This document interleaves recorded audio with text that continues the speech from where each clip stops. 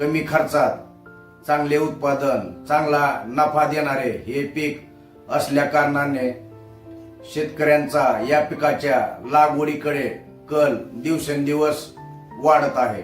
नमस्कार, मी कृषी तज्ञ अमरसिंह लोमटे.